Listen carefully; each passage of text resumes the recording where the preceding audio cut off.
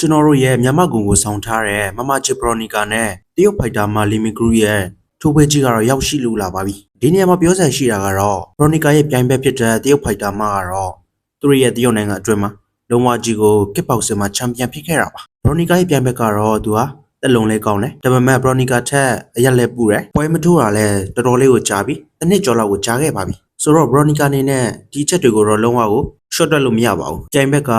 တွဲလုံးတွေနဲ့လာပြီးတော့ပြိုင်ဘက်တွေကိုအလဲထိုးလေးရှိတာပါတရုတ်ဖိုက်တာမရဲ့အာသာချက်ကတော့ low kick ကတော်တော်လေးကိုကောင်းတာပါနောက်ပြီးသူ့မှာအာသာချက်တစ်ခုကတော့ white leg တွေနဲ့တခြားပြိုင်ဘက်တွေကိုအလဲထိုးနိုင်တာတွေတွေ့ရပါတယ်ဒါပေမဲ့လည်းဘာပဲပြောကျွန်တော်ရဲ့ဖိုက်တာကြီးမမချစ်ဘရိုနီကာကတော့ပြိုင်ဘက်ထက်အရက်လဲရှယ်သလိုသူ့ရဲ့ဖြောင်းလက်တီးကလည်းတော်တော်လေးကိုပါဝါပြင်းပါတယ်ပြိုင်ဘက်ဖြစ်တဲ့တရုတ်ဖိုက်တာမလိုမျိုးကွန်ဘိုတွဲလုံးတွေတော့တိတ်မသုံးတတ်ပေမဲ့လည်း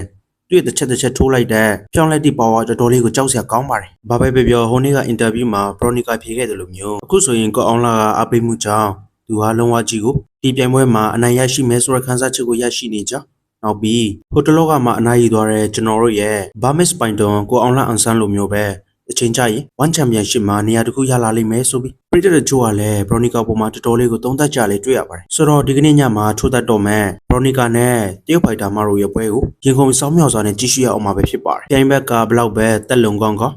ဘလောက်ပဲ low kick power တွေကောင်းကောင်းကျွန်တော်တို့ရဲ့မြန်မာဖိုက်တာကြီးဖြစ်တဲ့ဘရိုနီကာပေါ်မှာလုံးဝကြီးကိုအနိုင်ရရှိမယ်လို့မျှော်လင့်ပါတယ်